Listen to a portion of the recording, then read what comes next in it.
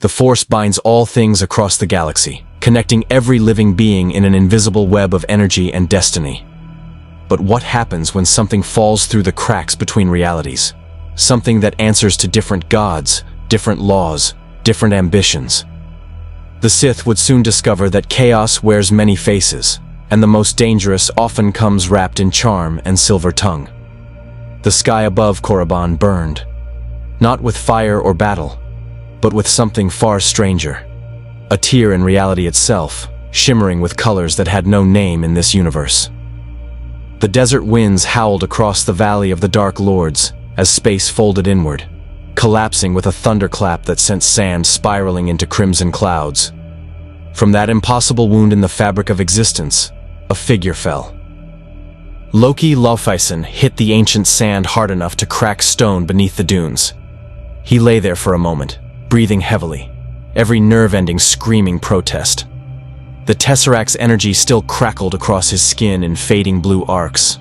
That cursed cube, Thor's parting gift during their confrontation, had torn him from one prison and hurled him into... where? Loki pushed himself upright, leather and armor scraped and torn. His first breath of Korriban's air tasted of copper and something else. Something old, something hungry. The tombs rose around him like broken teeth against the red sky. Massive monuments to death, carved from black stone and radiating malevolence so thick he could feel it pressing against his thoughts. This was no realm of Yggdrasil. No world he recognized from the 9 realms or the pathetic human planets he'd visited. Well, Loki muttered, brushing sand from his cape. This is new. His magic stirred within him, responding to his call, but differently. It felt heavier here, denser, as if the very air resisted his sorcery while simultaneously amplifying it.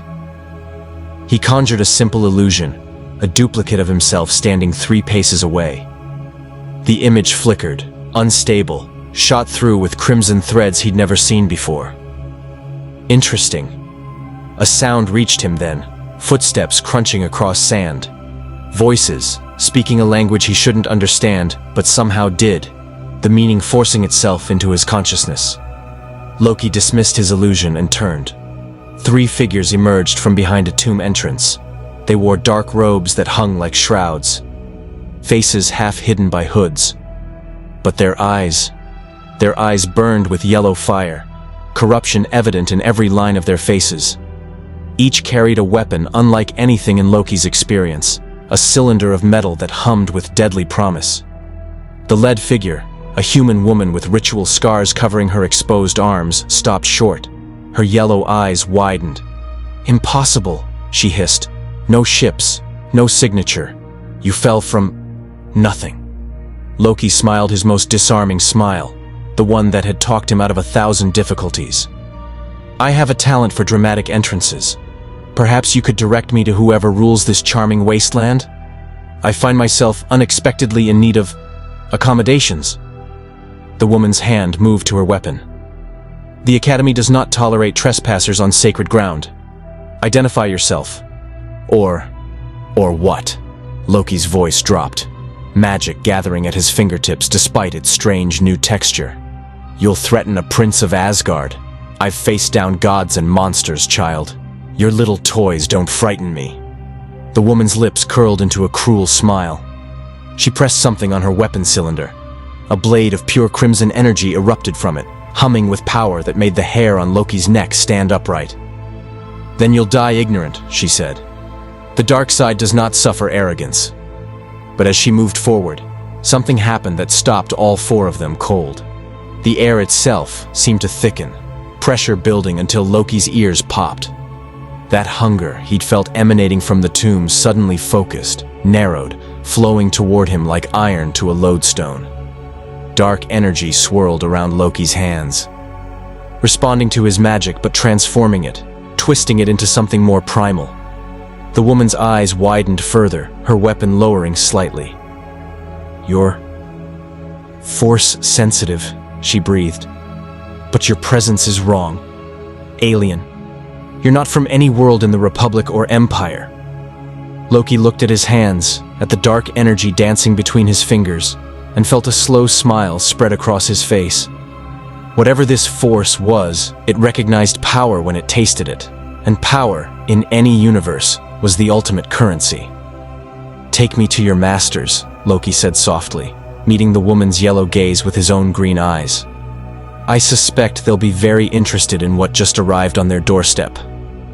The woman studied him for a long moment, then deactivated her weapon. When she spoke again, her voice carried new respect, or perhaps calculation. "Follow. Lord Vindican will decide if you're worth the Academy's attention, or if you're simply another corpse for the valley." As Loki followed the three robed figures toward the massive temple complex carved into Korriban's mountains, he felt the dark energy of this place seeping into him, calling to something he'd kept buried since childhood. The knowledge that he was not Asgardian, not the Golden Hero, not Thor. Here, in this realm of tombs and shadows, perhaps being the monster wouldn't be a curse. Perhaps it would be an advantage. The Sith Academy rose before Loki like a monument to calculated cruelty. Its architecture spoke of power consolidated through pain, sharp angles designed to intimidate, statues depicting torture and triumph, walls carved with symbols that seemed to writhe when observed peripherally. Students in dark robes moved through courtyards with predatory wariness, watching each other like starving animals eyeing wounded prey. Loki approved immediately. Lord Vindican proved to be a pureblood Sith. Red skin, bone spurs framing his face, eyes burning with that same yellow corruption Loki had seen in the woman who'd found him.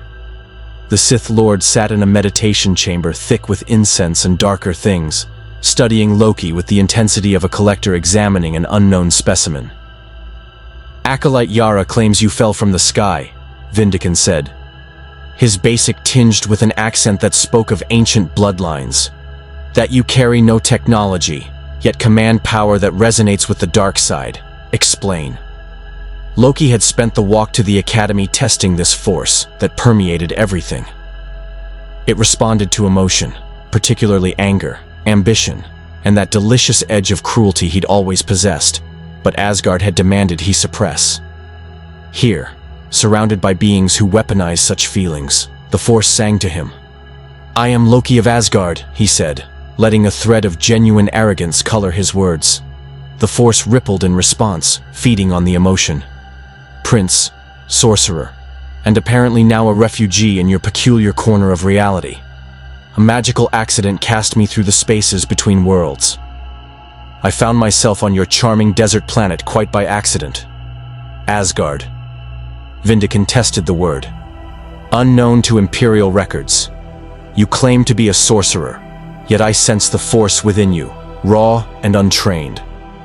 Your presence is strange, familiar yet alien, like looking at a reflection through distorted glass." "My magic has always been mine to command," Loki replied. He raised one hand, conjuring an illusion of himself that split off and walked to the chamber's far side.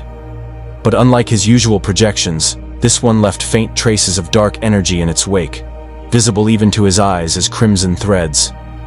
"Though I admit, in your galaxy it seems to have found new textures." Vindican's eyes followed the illusion with sharp interest.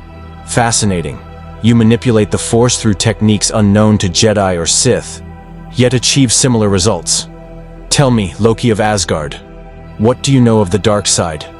"Nothing," Loki admitted, dismissing his double. "But I'm a remarkably quick study." The Sith Lord rose, circling Loki like a predator assessing prey.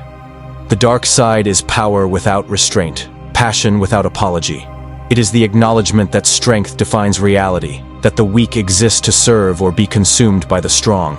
The Jedi would have you believe in peace, in denial of ambition. We embrace what they fear."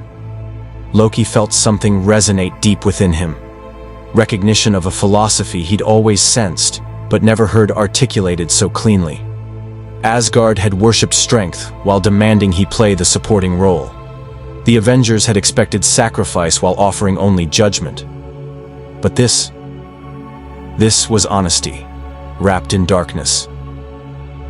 "The Force flows through all living things," Vindican continued, stopping before Loki. "It connects every being in this galaxy. Those with sufficient will can bend it to their purpose. The Jedi draw on serenity and detachment.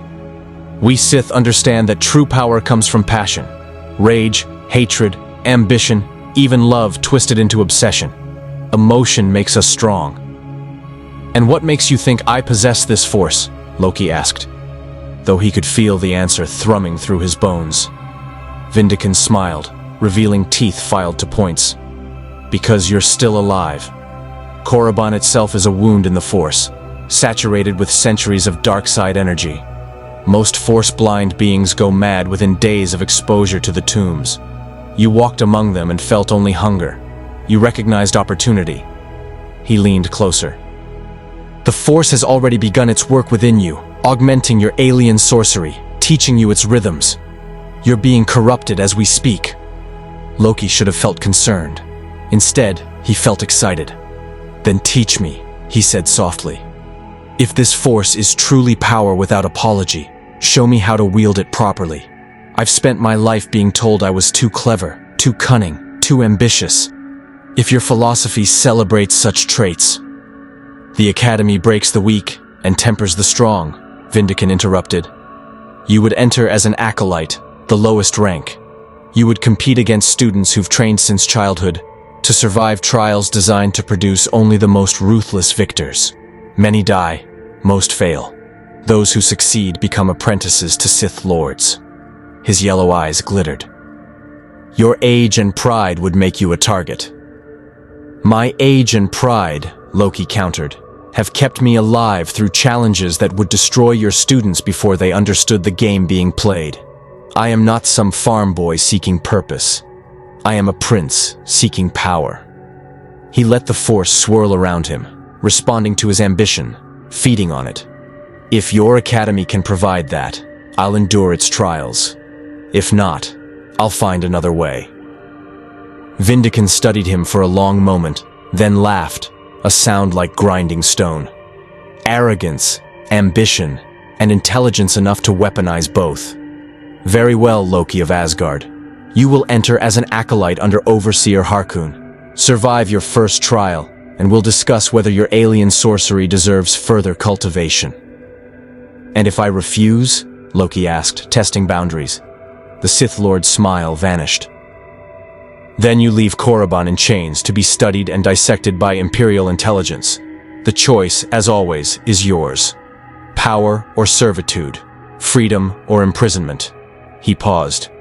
"Choose quickly. The dark side rewards decisiveness." Loki thought of Thor's face, self-righteous and certain. Of Odin's disappointment, eternal and suffocating.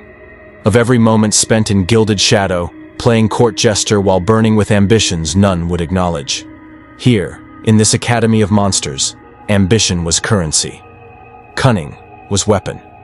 Darkness was honest. "Where do I begin?" Loki asked. Overseer Harkoon was a human with a face like curdled hatred and a voice that could strip paint. He looked at Loki the way one might examine something unpleasant discovered on one's boot. "Another alien polluting pure Sith bloodlines," Harkoon sneered, circling the assembly of new acolytes in the Academy's training hall. "As if the Empire's dilution weren't sufficient insult to our heritage." Loki stood among 9 other hopefuls, humans, Zabraks, a Twi'lek, and one hulking figure whose species Loki couldn't identify. All watched Harkoon with expressions ranging from naked fear to poorly concealed ambition. The training hall itself was Spartan brutality. Stone floors stained with old blood, weapon racks displaying everything from vibroblades to those humming energy swords. And walls carved with Sith script that seemed to pulse with malevolent life. "Your first trial is simple," Harkoon continued. "In the tombs beneath this academy lie artifacts of the ancient Sith, objects saturated with dark side energy, guarded by creatures twisted by centuries of exposure. Each of you will retrieve an artifact. Those who return may continue training." His smile could have frozen plasma. "Those who don't will serve as cautionary tales." A young human male, barely past adolescence, raised his hand tremulingly. "Overseer, what if we encounter other acolytes in the tombs? Are we permitted to—" "There are no rules in the tombs," Harkoon interrupted. There is only survival and failure. If you must ask such questions, you've already failed. His yellow eyes swept across them. The Sith care nothing for fairness or honor. We care for strength, results, power. He stopped before Loki. Especially you, alien. Lord Vindican's interest grants you no protection here. Prove your worth or die trying. Loki met his gaze evenly. I've survived worse than dusty tombs and angry children with delusions of grandeur. Several acolytes gasped. One didn't speak to overseers with such disrespect.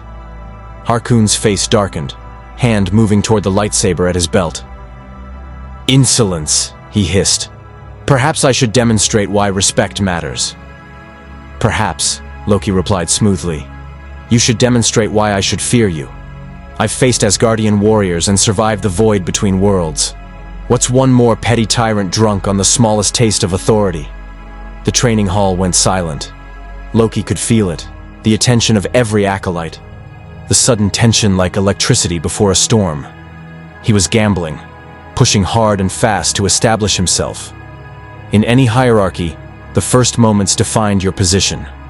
Show weakness now. Become target forever.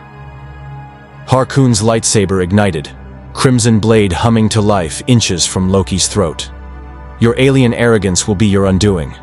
I could strike you down where you stand, claim you died in training. Who would question an overseer's word? Loki smiled, calling on the Force as he'd practiced during the night. It came reluctantly, fighting his Asgardian sorcery before the two energies merged into something new.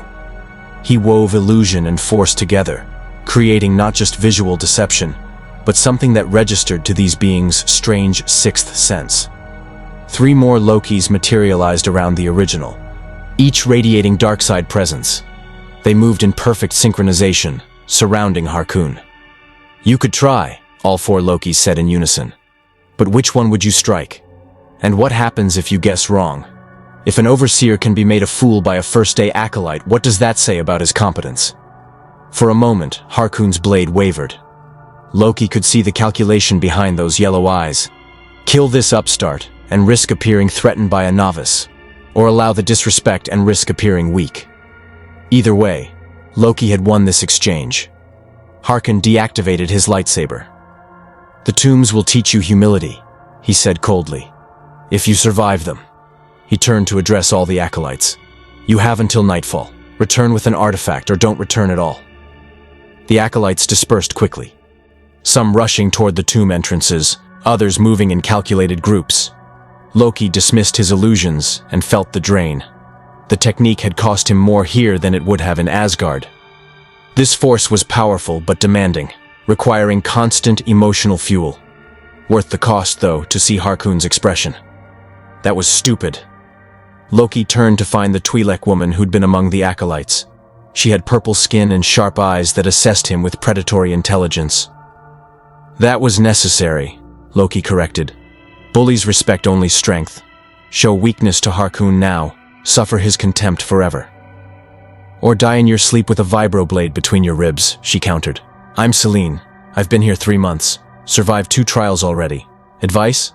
Stop making enemies before you understand the game. I understand the game perfectly, Loki said. Power, politics, and survival. I've played it in courts that would make your academy look like children's theater. Celine shook her head. Your illusions were impressive. That technique, splitting your force signature across multiple projections, I've never seen that before. Where did you learn it? I didn't, Loki admitted. I'm adapting magic from my realm to work with this force. The results are experimental. Her eyes widened slightly. Magic? From another realm? The rumors were true then. You really did fall from nowhere. She studied him with new interest. That makes you either incredibly valuable or incredibly dangerous. Why not both? A scream echoed from one of the tomb entrances. Short, sharp, then silence. Celine glanced toward the sound. First casualty. The tomb guardians are active today. Kalorslugs, probably, or worse. She looked back at Loki. I'll make you an offer. We work together for this trial. Your illusions combined with my combat training improves both our survival odds. We find 2 artifacts, part ways, no further obligation. Loki considered. Alliances were tools to be used and discarded, but premature betrayal was amateur work. Better to learn more about this place, these people, before making enemies of potential assets. Agreed, he said. But if you attempt to betray me, I'll discover why Harkoon looked nervous when you created those doubles, Silene finished. I know. Come on. I know which tomb has the weakest guardians. We can grab artifacts and be back while the others are still fighting over scraps. They moved toward the tomb entrances, and Loki felt it again. That hunger radiating from the ancient stone, calling to something dark within him. The force here was thick with malevolence, centuries of Sith rituals and deaths layering darkness upon darkness. His Asgardian magic had always been precise, controlled, elegant. But as it mixed with the force, feeding on the ambient corruption, Loki discovered something intoxicating. Power without restraint felt glorious. Perhaps the tombs wouldn't break him. Perhaps they'd finally reveal what he'd always been meant to become. Darth Malgus stood before the holographic display of the Republic fleet positions, his breathing apparatus hissing softly in the war room's recycled air. The Empire's campaign against Alderaan was proceeding adequately, which meant too slowly for his taste. The planet's defenders fought with desperation born of protecting their homeworld, and the Republic had reinforced the system with 3 Jedi strike teams. My lord, his adjutant interrupted. Lord Vindican requests immediate communication. He claims to have something that will interest you. Malgus gestured, and Vindican's holographic form materialized, the pureblood Sith's expression unusually animated. Darth Malgus, I would not interrupt your campaign without cause. 3 days ago, an individual of unknown origin arrived on Korriban. He fell from the sky, literally, through what appeared to be a dimensional rupture. No ship, no technology, simply appeared. The Academy wastes my time with curiosities. Malgus's voice rumbled with mechanical distortion. I care nothing for mysteries while the Republic still draws breath. This individual is force-sensitive, but his presence is unlike anything in our records. He claims to be from another realm entirely, a prince of something called Asgard, and he wields a form of sorcery that intertwines with the dark side in ways I've never witnessed. Vindican leaned forward.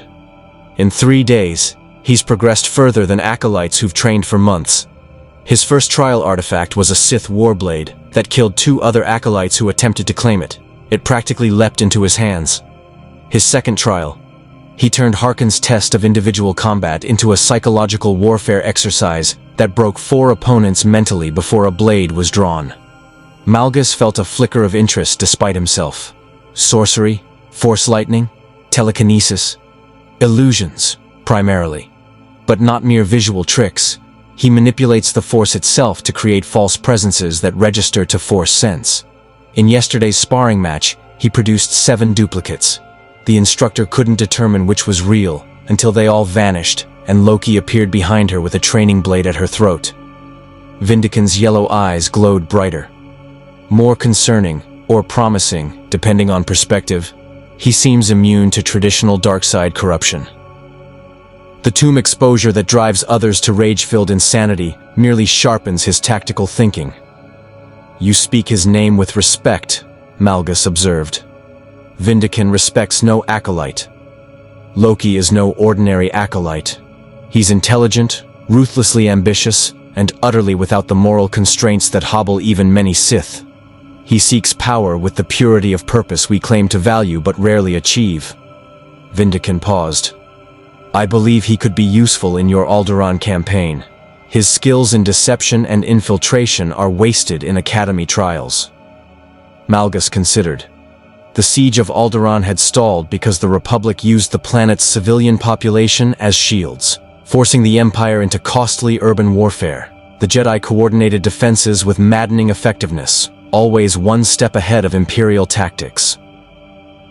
What Malgus needed wasn't more brute force. It was chaos, confusion, a blade that struck from unexpected angles. You believe this alien can operate behind Republic lines? I believe he can do what no Sith has successfully accomplished. Infiltrate the Republic command structure not through force domination, but through silver-tongued deception. Vindican smiled. Loki's particular genius lies in making enemies destroy themselves while believing they act in their own interests. The Republic is rife with political division, with Jedi who trust too easily. Give him a target and stand back. And if he betrays the Empire? If his loyalty is merely performance? Then you kill him and lose nothing but an experimental asset. But my instinct says Loki's ambition aligns with ours. He wants power, recognition, and freedom to exercise his talents without moral judgment.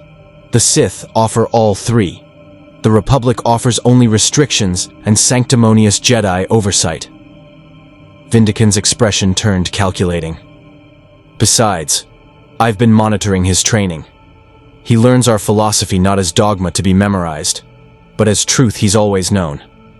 The dark side doesn't corrupt him. It clarifies him. Malgus made his decision with the same brutal efficiency he applied to warfare. Send him to my flagship. I will evaluate this Loki myself. If he proves useful, he joins my campaign. If not, the breathing apparatus hissed. The war needs bodies. One more will suffice. Understood, my lord. I'll inform him immediately. The hologram vanished. Malgus returned his attention to the tactical display, but his mind worked on a new vector. The Republic expected conventional Sith strategy, aggression, overwhelming force, intimidation. They wouldn't expect a silver-tongued trickster who fought with words as skillfully as lightsabers. Perhaps Vindican's instincts were sound. Perhaps this dimensional accident would prove advantageous. And if not, corpses served the Empire just as well as warriors. On Korriban, Loki received the summons with carefully masked excitement. 3 days of Academy trials had been educational, learning the limits of this galaxy's technology, the nature of the Force, the hierarchy of Sith power, but ultimately limiting. These acolytes were children playing at darkness. He'd seen true darkness, worn it like a second skin since learning his frost giant heritage. Darth Malgus, however, represented something different. The records Loki had accessed described a warrior philosopher who'd conquered worlds, a Sith who believed in imperial supremacy through strength, but also in rewarding competence over bloodline. A practical monster rather than a sadistic one. Loki could work with practical. Jealous, are they? Celine asked as Loki packed what few possessions he'd acquired. The Twi'lek had proven useful as an information source and occasional training partner. Called up to serve a Dark Lord while the rest of us rot in trials. Jealousy is natural, Loki replied. Though you should consider that I'm being sent into an active war zone while you remain in relative safety. Relative being the key word. Harkon's been muttering about arranging an accident for you before you leave. Apparently your success reflects poorly on his teaching methods since he's done nothing but obstruct you. Loki smiled coldly. Then perhaps Overseer Harkon will discover that accidents can be arranged in multiple directions. Would be unfortunate if his quarters experienced an unexpected structural failure. So tragic when ancient architecture proves unstable. Silene laughed. There's the alien prince we've come to know. Go demonstrate to the wider empire why Korriban's latest arrival should be feared. As Loki boarded the shuttle that would carry him to Malgus's flagship, he looked back at the Academy one last time. 3 days, and he'd mastered enough to survive. 3 weeks, and he'd have mastered enough to thrive. But 3 days was sufficient for the Academy to teach him its most valuable lesson. The dark side rewarded ambition without apology. It celebrated cunning, encouraged ruthlessness, and demanded only that you seize power when opportunity presented itself. Loki had spent his entire life waiting for permission to be what he truly was. Here, in this galaxy of force and fury, no permission was required. Only strength. Only will. Only the willingness to become the monster they feared. The shuttle lifted off, carrying Loki toward war, toward Darth Malgus, toward whatever came next in this strange new reality. And for the first time since falling through dimensions, Loki smiled with genuine anticipation. The God of Mischief had found his element. The Imperial warship Relentless Fury hung in orbit above Alderaan like a predator circling wounded prey. Loki stepped off the shuttle into organized chaos. Officers shouting coordinates, droids skittering between stations, and everywhere the hum of a military machine operating at maximum efficiency. The ship smelled of ozone, recycled air, and the particular tension of warriors anticipating battle.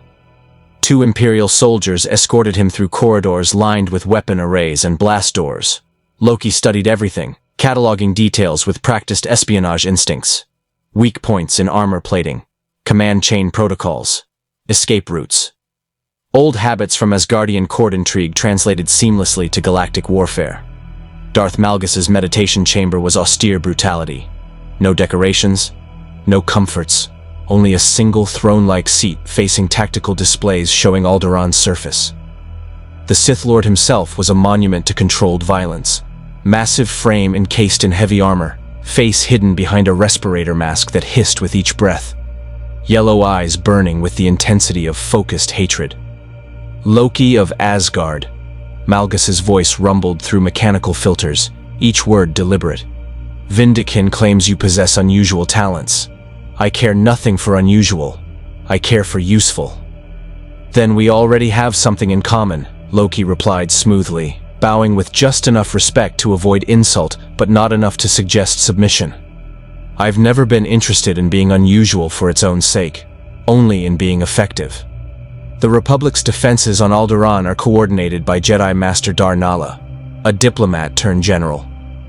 She uses the civilian population as shields, forcing us into protracted urban warfare that bleeds Imperial resources. Malgus gestured to the tactical display, where holographic figures showed troop positions. 3 direct assaults have failed.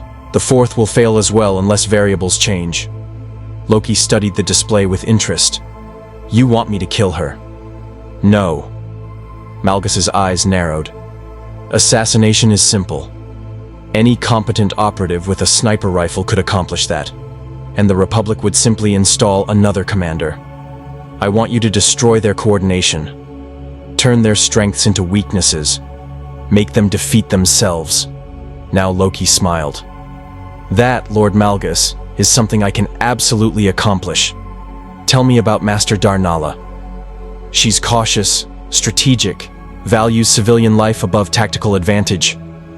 She coordinates with 3 other Jedi, Master Zarender, Knight Tavis, and Padawan Fortress. They form a command structure that adapts quickly to our tactics. Malgus leaned forward. The Republic Senate has been pressuring her to launch a counter-offensive. She resists, believing patience will exhaust our resources. If we could encourage her to act prematurely...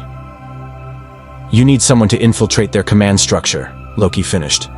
Someone who can manipulate their councils, exploit their divisions, and convince them that attacking is their own brilliant idea.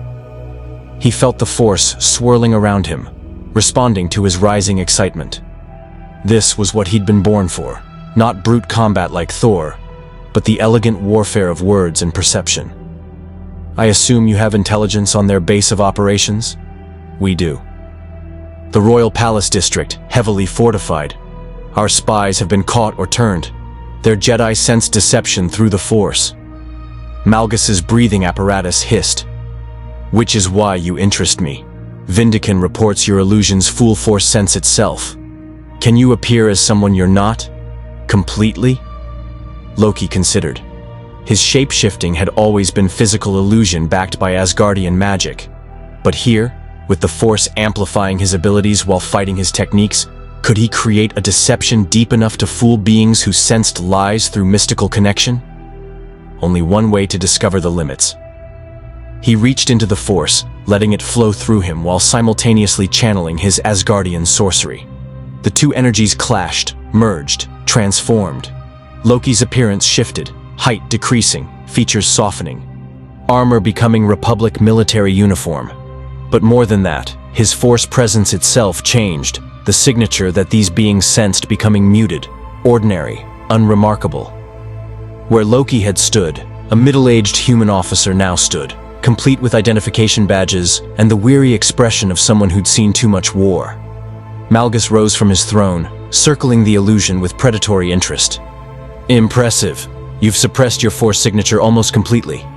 To casual observation, You appear precisely as any Republic officer." He stopped, studying Loki closely. "But Jedi are not casual observers. Master Darnala has decades of experience reading deception. Can you maintain this under sustained scrutiny?" Loki released the illusion, returning to his natural form. The effort had cost him. Sweat beaded his forehead, and he could feel the drain on his energy reserves. "With preparation, yes, but I'll need intelligence. Mannerisms, speech patterns, command protocols. I don't simply need to look like someone. I need to become them completely. Then you'll study recordings of Republic officers, learn their culture, practice until the performance is flawless." Malgus returned to his throne. "I'm assigning you to infiltrate the Republic command structure as Captain Jace Tarvin, a logistics officer from Coruscant who survived our last assault. The real Tarvin was captured yesterday. He's being held in our detention block, awaiting interrogation." "Let me speak with him," Loki said immediately. "I'll extract everything needed, his history, his fears, his relationships. When I wear his face, it won't be costume. It will be truth." Malgus's eyes gleamed with approval. Vindican was correct. "You understand the nature of perfect deception. Very well. You have 3 days to prepare. Then you'll be discovered by a Republic patrol, claiming to have escaped Imperial custody. Once inside their command structure, you will sow chaos, division, and doubt. Make Master Darnala question her allies. Make her Jedi suspect betrayal where none exists. Make her launch that premature counteroffensive. And when the Republic forces commit to attacking your positions, I will crush them utterly," Malgus said simply. "The Empire will claim Alderaan, and Master Darnala will die knowing her choices destroyed everything she sought to protect." His breathing apparatus hissed rhythmically. "This is your test, Loki of Asgard. Succeed, and you'll have earned a place within my inner circle. Fail, and I'll assume your talents were exaggerated." Loki bowed, this time with genuine respect. "I won't fail. Deception is what I am, Lord Malgus. You're simply giving me a proper stage." As Loki left the meditation chamber, he felt the dark side surging within him, feeding on his anticipation and ambition. 3 days to become someone else completely. 3 days to prepare the greatest performance of his existence. The Jedi thought they could sense deception. They'd never encountered someone who'd spent centuries making lies more convincing than truth.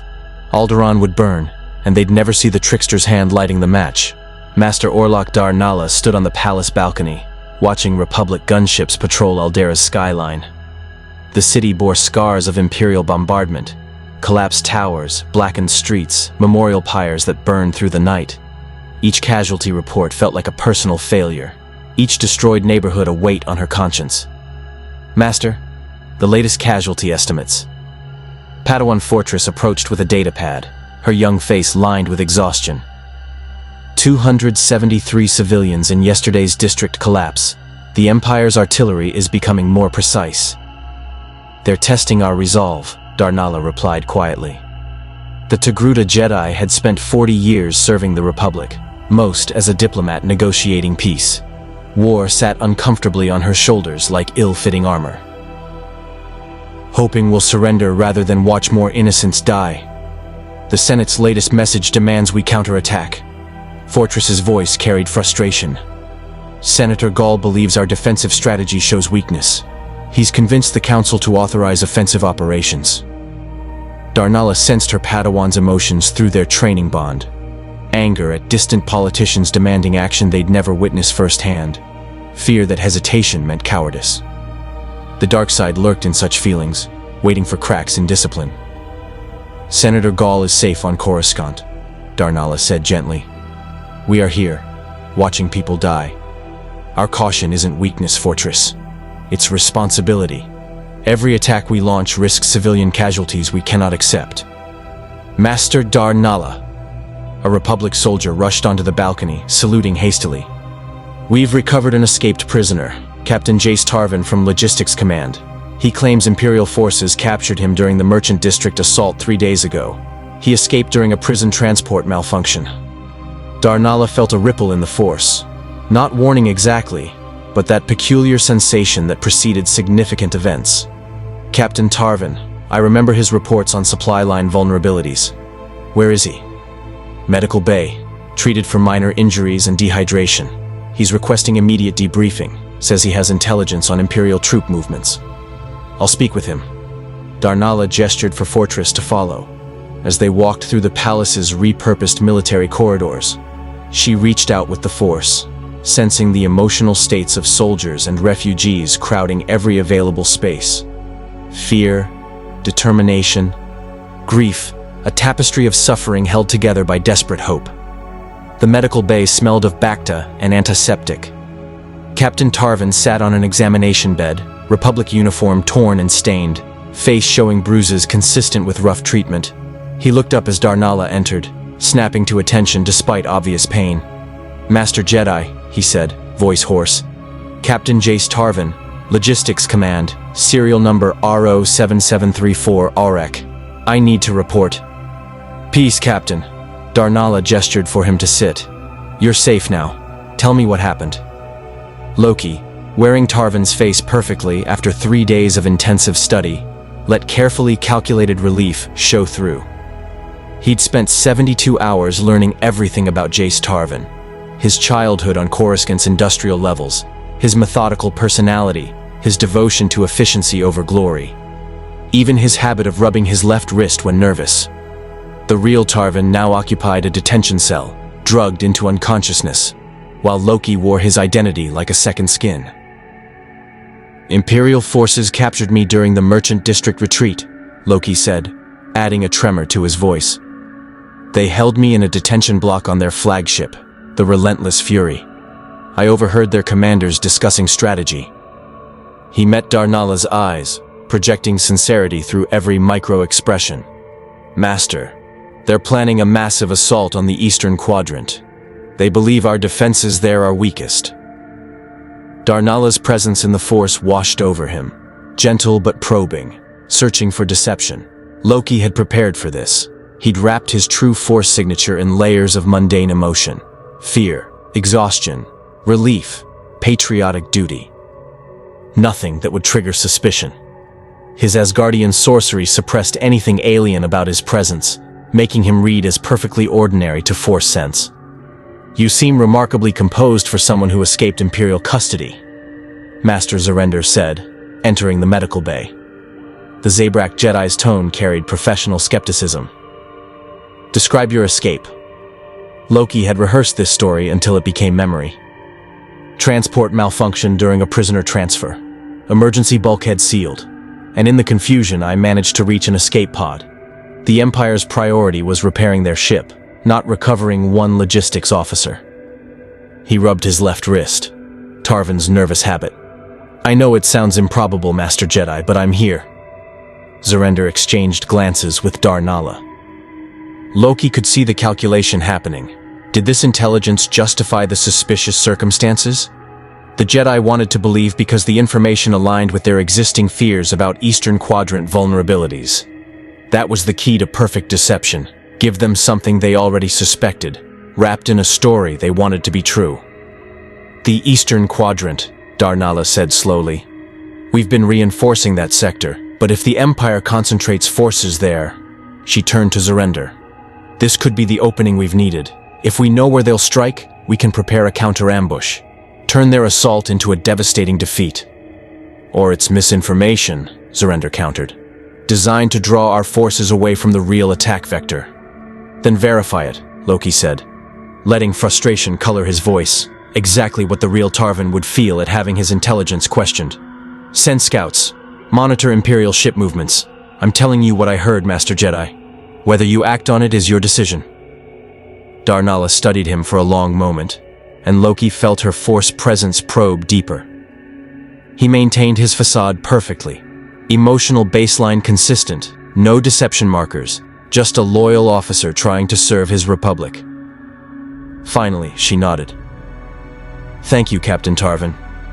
Rest and recover. We'll verify your intelligence and act accordingly. She paused. The Force suggests you've endured significant trauma. When you're ready, speak with our counselors. Captivity leaves scars beyond the physical. Loki bowed his head, projecting grateful humility. "Thank you, Master. I just want to help however I can." As the Jedi left, Loki allowed himself the smallest smile. The first seed was planted. Captain Tarvin's intelligence would be verified, because Malgus had arranged for false Imperial ship movements that supported the deception. The Republic would prepare defenses in the Eastern Quadrant, leaving other sectors vulnerable. But that was merely the opening move. True deception required layers, required making the target believe they'd outsmarted you while walking directly into your trap. Loki settled back on the medical bed, already planning his next performance. By the time Master Darnala realized she'd been deceived, her defensive strategy would be in ruins and Malgus's forces would be crushing the Republic's broken formations. The God of Mischief had learned a valuable lesson in this new galaxy. Jedi could sense lies through the Force, but they couldn't sense truth carefully curated to destroy them. 4 days into his infiltration, Loki had become indispensable to the Republic command structure. Captain Tarvin's logistics expertise, which Loki had absorbed from the real officer through hours of interrogation, proved invaluable for coordinating supply lines and defensive positions. Master Darnala consulted him frequently, valuing his methodical approach to resource management. Playing the role perfectly, Loki offered competent advice, filed detailed reports, and maintained the unremarkable efficiency that defined Jace Tarvin's career. No heroics, no spotlight, just reliable service that made him invisible while granting access to sensitive information. The Republic war room hummed with activity. Holographic displays showing troop movements, officers coordinating defensive positions, and Jedi meditating to sense Imperial intentions through the Force. Loki stood beside a tactical display, ostensibly reviewing supply manifests while actually memorizing every detail of the Republic's defensive strategy. "Captain Tarvin." Knight Tavis approached, a human Jedi whose scarred face spoke of battles survived through skill and luck. "Master Darnala wants your assessment on artillery placement for the Eastern Quadrant reinforcement." "Of course, Knight Tavis." Loki pulled up the relevant schematics, noting with satisfaction how completely they'd committed to defending against the fictional assault. "Though I have concerns about our western supply lines. If the Empire were to strike there while we're concentrated east." "We've considered that possibility," Tavis assured him. "But your intelligence regarding their assault vector seems solid. Imperial ship movements confirm their staging for an eastern offensive." Because Malgus arranged those movements specifically to confirm the lie, Loki thought. But aloud he said, "Of course, Knight Tavis. I simply worry. Losing Alderaan would be devastating. Your dedication is commendable." Tavis clapped his shoulder. "The Republic needs more officers like you, focused on the mission, not glory." Loki smiled modestly, internally amused. If only they knew the dedicated officer was a Sith operative systematically dismantling their defenses. The irony was delicious. But his satisfaction evaporated when he felt it. A disturbance in the Force, attention focusing on him like a spotlight burning through fog. Loki's instincts screamed warning. Someone was suspicious. He looked up to find Master Darnala watching him from across the war room, her expression unreadable. Their eyes met, and Loki saw calculation behind her calm exterior. She gestured subtly, indicating he should follow her. Maintaining Tarvin's composed demeanor, Loki followed the Togruta Jedi into a private conference room. The door sealed behind them with a hiss of pressurized air.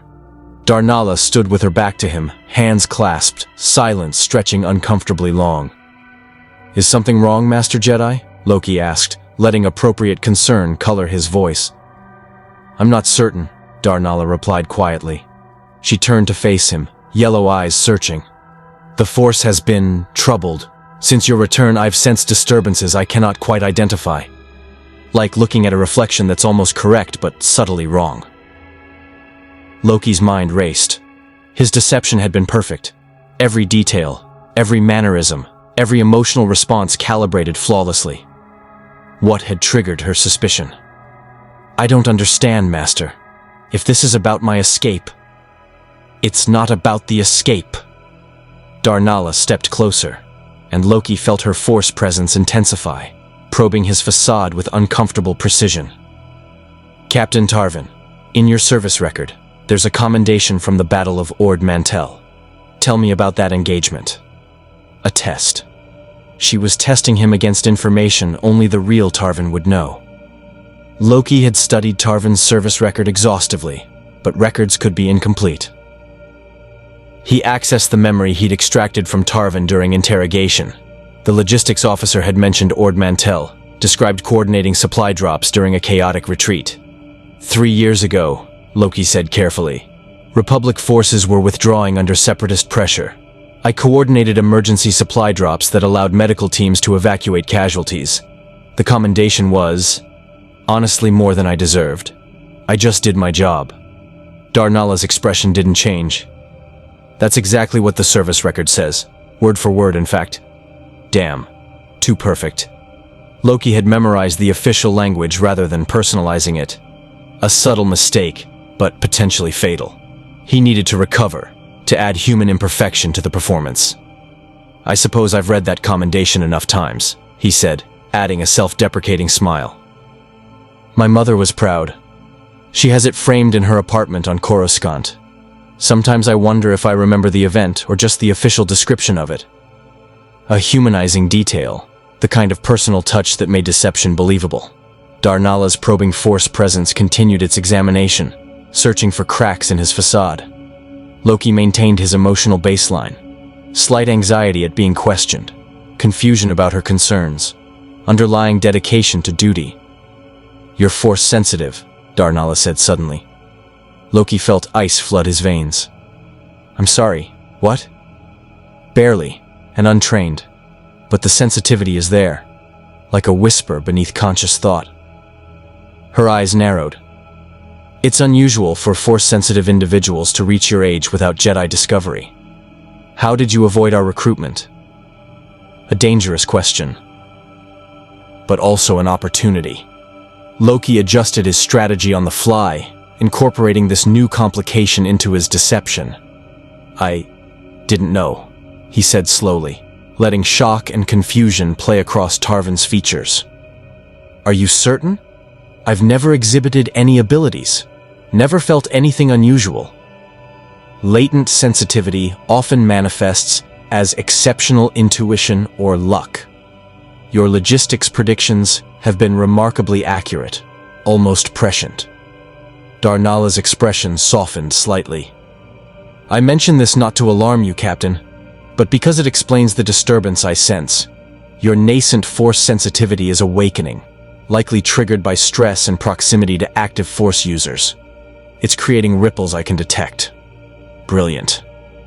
She'd constructed an explanation for her suspicions that had nothing to do with deception. Loki's force presence, which he'd been carefully suppressing, was registering as latent sensitivity rather than active concealment. The Jedi's assumptions had saved his infiltration. This is overwhelming, Loki said, which was genuinely true from a certain perspective. What does this mean? Will I be sent to the Jedi Temple? Under normal circumstances, yes, but given your age and the current crisis, training would be impractical. Darnala smiled gently. Consider it a gift, Captain. Your instincts will sharpen. Trust them. The Force guides those open to its wisdom. Thank you, Master Jedi, Loki said, projecting grateful humility while internally celebrating his narrow escape. I'll try to understand this. As he left the conference room, Loki allowed himself a moment of grudging respect for Master Darnala. She'd sensed something wrong, but had talked herself into a harmless explanation. The Jedi's faith in the Force, their certainty they could sense deception, had become a vulnerability. They expected lies to feel like lies. They never considered that truth, carefully arranged, could be more deceptive than any falsehood. But the encounter had been too close. Loki needed to accelerate his timeline. Within 2 days, Master Darnala would launch her counteroffensive. Within 3, the Republic's defenses on Alderaan would collapse, and by the time they realized Captain Tarvin wasn't who he claimed, it would be far too late. The Republic command meeting convened at dawn, officers and Jedi gathering around the central holographic display showing Alderaan's defensive positions. Loki stood among the other staff officers, maintaining Tarvin's professional demeanor, while internally counting down to the culmination of his deception. 6 days since his infiltration began.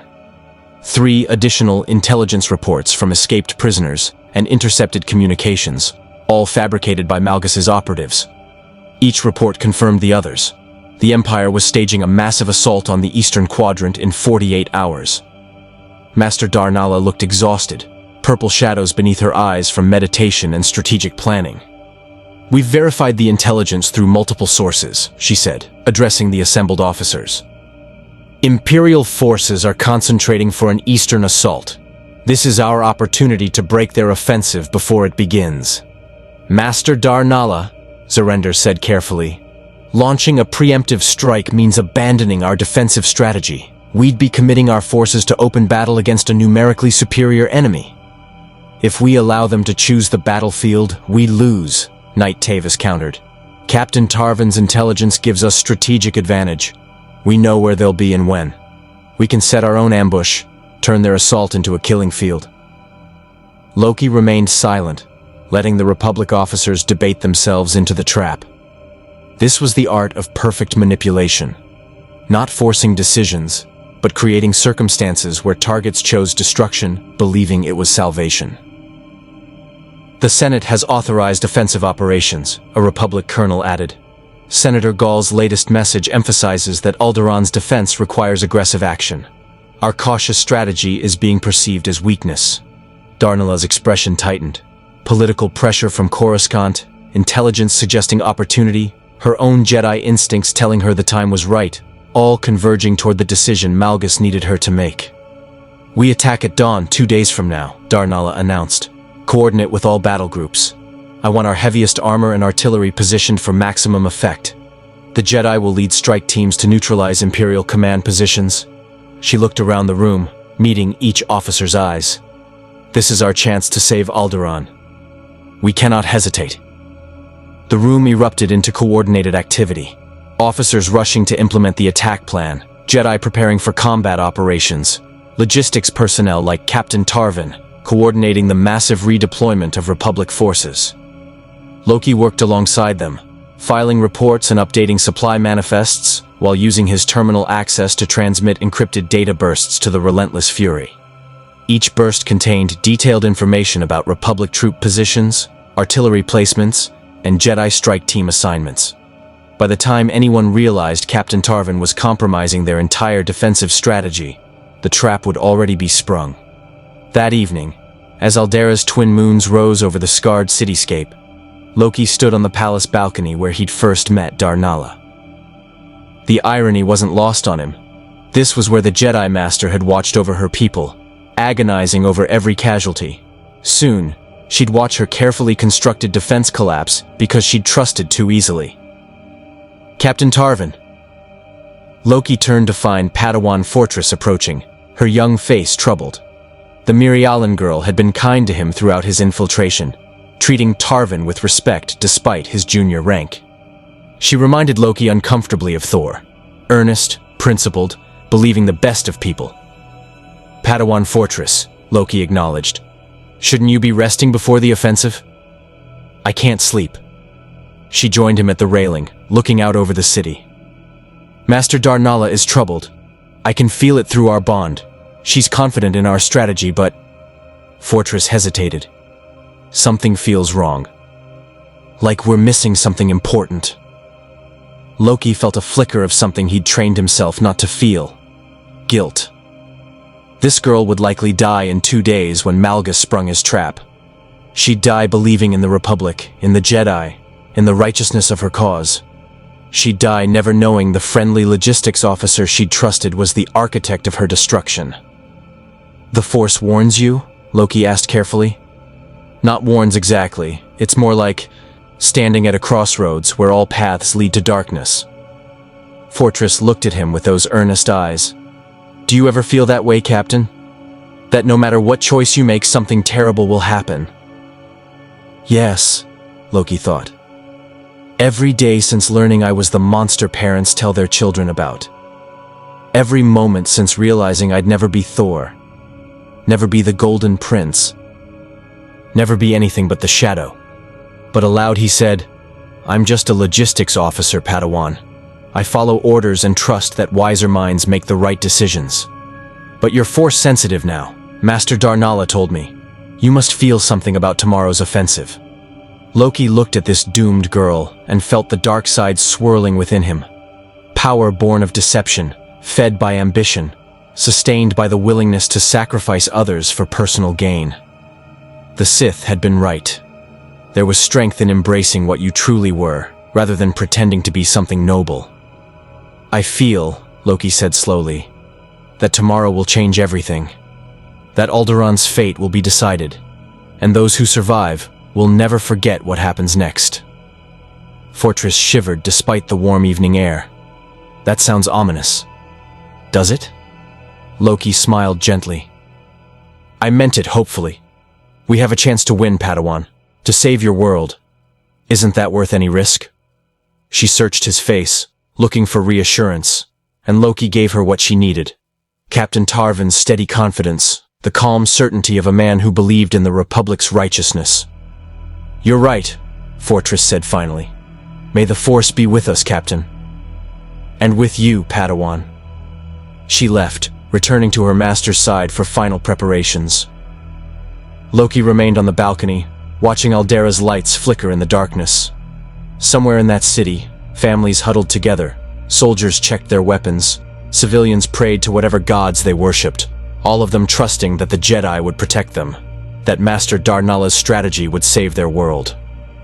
None of them knowing that the Republic's salvation was actually their doom, carefully orchestrated by a trickster god who'd learned to weaponize trust itself. Loki's datapad chimed, encrypted confirmation from the relentless Fury. Malgus had received his intelligence and was positioning Imperial forces accordingly.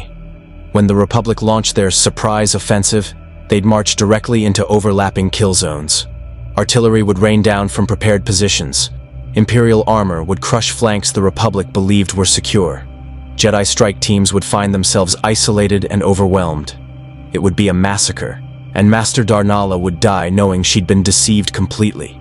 Her wisdom and caution undone by a silver-tongued stranger who'd exploited every principle she held sacred.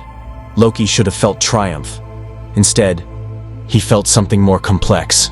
Satisfaction at demonstrating his skills. Yes, but also a hollow awareness that this victory would be built on the corpses of earnest fools who'd never stood a chance. The dark side whispered that such sentiments were weakness, that power justified any cost, that the strong survived by consuming the weak. Loki listened to those whispers and found them compelling. He'd come to this galaxy as a prince without a kingdom. He'd found the Sith, learned their philosophy, discovered that ambition without apology felt more honest than heroism built on lies. Tomorrow he'd prove himself to Darth Malgus. Tomorrow the Republic would learn that not all Sith fought with lightsabers and lightning. Some fought with words and deception and carefully cultivated trust. And those, Loki was learning, were the most dangerous Sith of all. Dawn broke over Alderaan with deceptive beauty. Golden light painting the mountains, morning mist rising from valleys still scarred by war. The Republic forces moved into position with military precision, armor columns advancing toward the eastern quadrant, while Jedi strike teams prepared to eliminate Imperial command positions. Master Darnala stood in the command center, surrounded by holographic displays showing her forces deploying exactly as planned. Knight Tavis coordinated the Jedi teams. Master Zarender led the armored assault. Padawan Fortress remained at her master's side, ready to relay orders, and Captain Jace Tarvan monitored logistics, ensuring supplies reached the right positions at the right times. Loki watched the Republic march toward destruction with detached fascination. Every unit moving precisely where Malgus wanted them. Every strategic position left vulnerable because they'd concentrated forces elsewhere. It was almost artistic, the way perfect deception could transform strength into fatal weakness. Captain Tarvan, Darnala said, not looking away from the displays. Thank you for your service. Your intelligence made this offensive possible. Just doing my duty, Master Jedi, Loki replied, maintaining Tarvan's humble efficiency while his mind calculated timing. Soon, very soon, The Republic vanguard reached the Eastern Quadrant staging area. Sensor sweeps showed minimal Imperial presence, exactly what they'd expected if they'd caught the Empire unprepared. Darnala's expression showed cautious optimism. They believed they'd achieved surprise. Then, reality shattered. Imperial artillery opened fire from concealed positions in the northern ridges, positions the Republic had left undefended, because all intelligence suggested the Empire was staging east. Shells rained down on exposed Republic columns with devastating accuracy. Armor exploded, infantry formations disintegrated. The carefully coordinated offensive dissolved into chaos within seconds. "Impossible!" Zorender's voice crackled over communications. They knew our positions, our timing, everything." Darnala's face went pale. "Fall back, all units, defensive positions." But Malgus had anticipated that too. Imperial forces emerged from the western approaches. The supply lines Loki had quietly identified as vulnerable. Republic forces found themselves caught between hammer and anvil, their retreat cut off, their defensive positions abandoned in favor of the offensive that was supposed to win the war. "We've been deceived," Darnala said quietly, realization dawning with terrible clarity. "This entire offensive, we walked into a trap." Loki felt her attention shift, felt that force presence suddenly focus on him with laser intensity. Their eyes met across the command center, and in that moment, Darnala understood. "You," she breathed. "Captain Tarvin. You're not—" Loki dropped the illusion. His appearance rippled, Tarvin's features melting away like water to reveal Loki's true form. The Asgardian prince in dark leather and armor, green eyes glittering with satisfaction. His force presence, previously suppressed to nothing, now blazed with dark side energy he'd been carefully hiding for days. "I am Loki of Asgard," he said softly. "Sith operative, Prince of Lies, and architect of your destruction." Padawan Fortress ignited her lightsaber, blue blade humming to life. "Master, get back." But Darnala stood frozen, her expression not angry, but profoundly sad. "You deceived us completely. Every word, every action. It was all calculated to lead us here." "Every breath was a lie," Loki confirmed. "Every kind word, every loyal gesture, every piece of intelligence. I studied your Captain Tarvin until I could be him more perfectly than he could. I learned your tactics, your philosophies, your weaknesses." He gestured to the holographic displays showing the Republic massacre unfolding. "And I used that knowledge to give Darth Malgus exactly what he needed." "Why?" Fortress demanded, voice breaking. "We trusted you." "I trusted you!" Loki looked at the young Padawan and felt that uncomfortable flicker of guilt again. But the dark side consumed it, transforming weakness into strength. "Because trust is a weapon, child. Because your Jedi principles make you predictable. You believe in redemption, in the fundamental goodness of beings, in giving second chances." His smile turned cold. "Those beliefs are beautiful. They're also fatal." Republic soldiers rushed into the command center, blasters raised. Loki raised his hands, magic and force intertwining into something neither Asgardian sorcery nor Sith technique, something uniquely his own. Illusions exploded across the room, dozens of Lokis appearing simultaneously, each radiating dark side presence, each seeming completely real. Soldiers fired, bolts passing through illusions while the real Loki slipped between panicked defenders like smoke. He reached the command center's main terminal, fingers dancing across controls with practiced speed, uploading final intelligence to Malgus, sabotaging Republic communication arrays, locking down defensive systems. "Stop him!" Darnala commanded, but Fortress's lightsaber passed through illusion after illusion, finding only air and frustration. Loki completed his work and turned to face the Jedi Master one final time. "You're a good person, Master Darnala, genuinely good. That's why you lost. The galaxy doesn't reward goodness. It rewards strength, cunning, and the willingness to do what's necessary." He moved toward the exit, illusions covering his retreat. "Darth Malgus will be here within the hour. Surrender, and perhaps he'll spare the civilians you fought so hard to protect." "The Force will judge you," Darnala said quietly. Whatever power you found in darkness, it will consume you eventually. That is the way of the Sith. Perhaps, Loki replied. But today, it made me victorious. He vanished through the command center doors, leaving chaos and betrayal in his wake. As he moved through palace corridors toward the extraction point, Loki felt the dark side surging within him, power born of successful deception, amplified by the anguish and despair radiating from dying Republic soldiers across Alderaan. This was what the Sith had tried to teach him. That power justified itself. That victory was its own morality. That the strong survived by consuming the weak, and sentiment was simply another word for weakness. Loki reached the palace roof where an Imperial shuttle waited. As he boarded, he looked back at Aldera one final time. The beautiful city now burning under Imperial bombardment. Its people dying because their protectors had trusted the wrong man. He should have felt guilt. Instead, he felt alive. The shuttle lifted off, carrying Loki toward the relentless fury, toward Darth Malgus, toward whatever came next in this galaxy far, far away. Behind him, Master Darnala stood among the ruins of her strategy, watching the shuttle disappear into smoke-filled skies, understanding too late that some deceptions were too perfect to detect, that some monsters wore friendly faces until the moment they struck. The throne room of the Imperial Palace on Dromund Kaas radiated dark side energy so thick it felt like breathing oil. Ancient Sith architecture rose in sharp angles designed to intimidate, walls carved with scenes of conquest and subjugation. This was the heart of the Sith Empire, where power consolidated and ambitions either flourished or died screaming. Loki knelt before the Emperor's throne, Darth Malgus standing to one side like a monument to controlled violence. 3 weeks had passed since Alderaan's fall.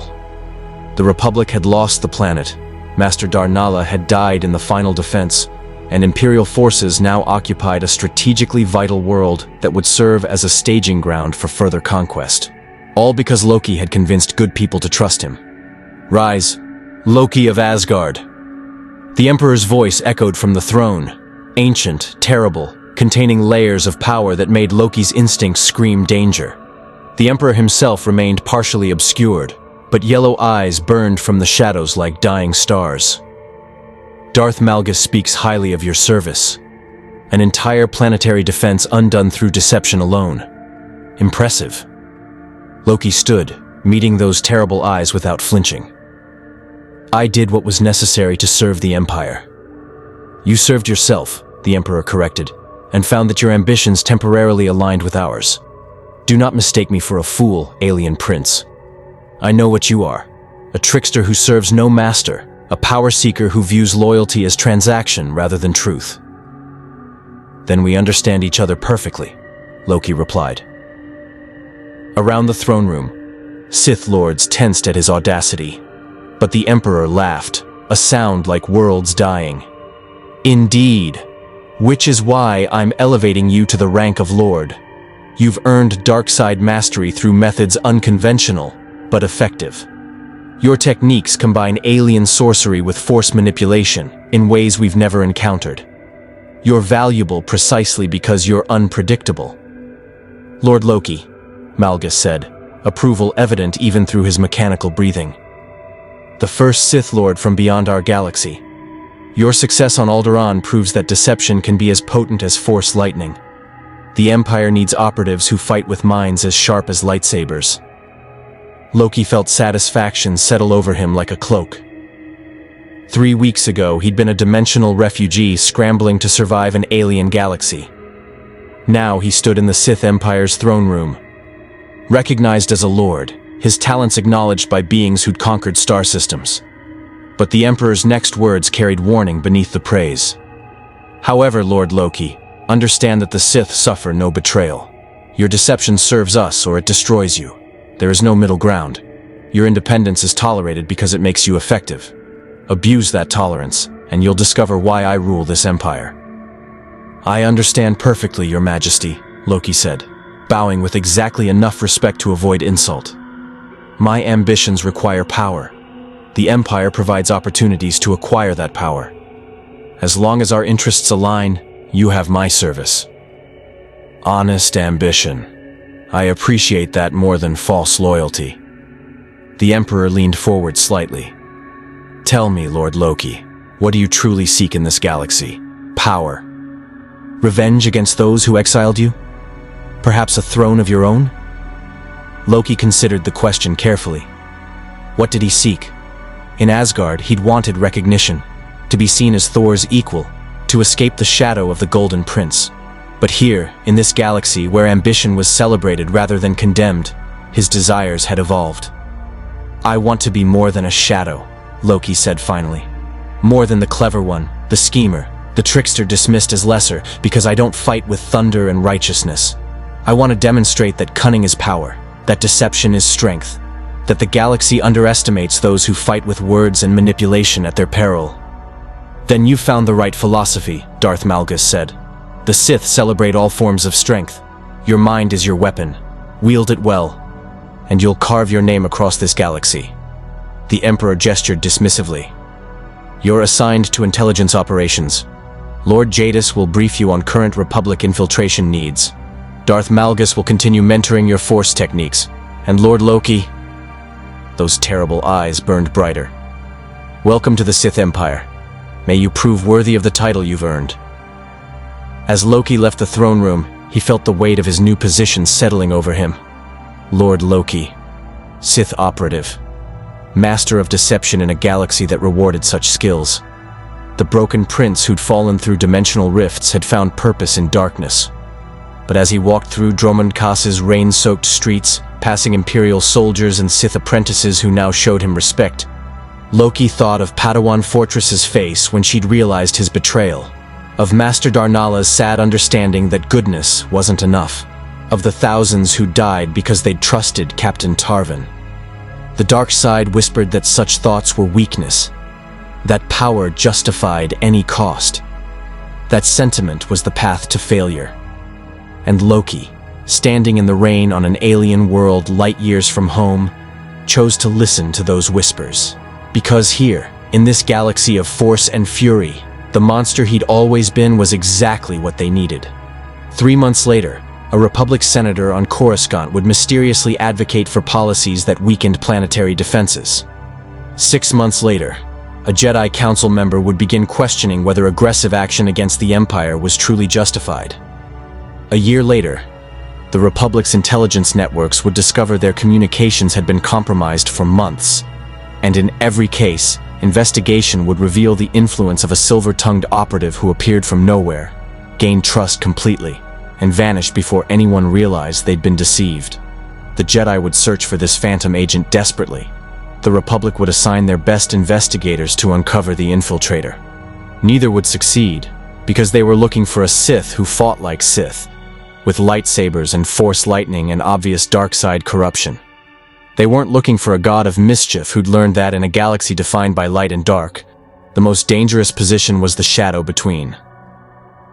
Lord Loki would become legend, whispered about in Republic halls, feared in Jedi councils, celebrated in Sith academies, the trickster who'd turned an entire planet's defense into its doom, the deceiver who wore 1,000 faces and betrayed with a smile. And sometimes, in rare moments of honest reflection, Loki wondered if the Emperor had been right, if serving himself while serving the Empire was sustainable, if eventually his ambitions would conflict with Sith interests and force a reckoning he couldn't deceive his way out of. But those moments passed quickly, consumed by the intoxicating reality of his success. He'd found a place where cunning was celebrated, where manipulation was art, where being the monster didn't mean being diminished. For the first time since learning he was a frost giant rather than an Asgardian prince, Loki felt like he belonged, even if that belonging was built on lies, deception, and the corpses of those who'd trusted him. The Force flows through all beings, connecting them in an invisible web of destiny and choice. But what happens when something from beyond the stars arrives and discovers that darkness offers honest welcome, where light demanded impossible purity? Loki of Asgard became Lord Loki of the Sith Empire, proof that ambition without apology could be strength rather than sin. His arrival changed nothing about the galaxy's fundamental nature. The Republic and Empire would have warred regardless, but his presence demonstrated that the conflict between light and dark was never as simple as Jedi philosophy suggested. Sometimes the most dangerous beings were those who understood that morality was perspective, that trust was weapon, that the line between hero and villain existed only in the eye of the beholder. Master Darnala had been right about one thing. The dark side would judge him eventually. All Sith faced that reckoning, the moment when accumulated darkness became too heavy to bear, when betrayals and deceptions collapsed into self-destruction. But that day hadn't arrived yet.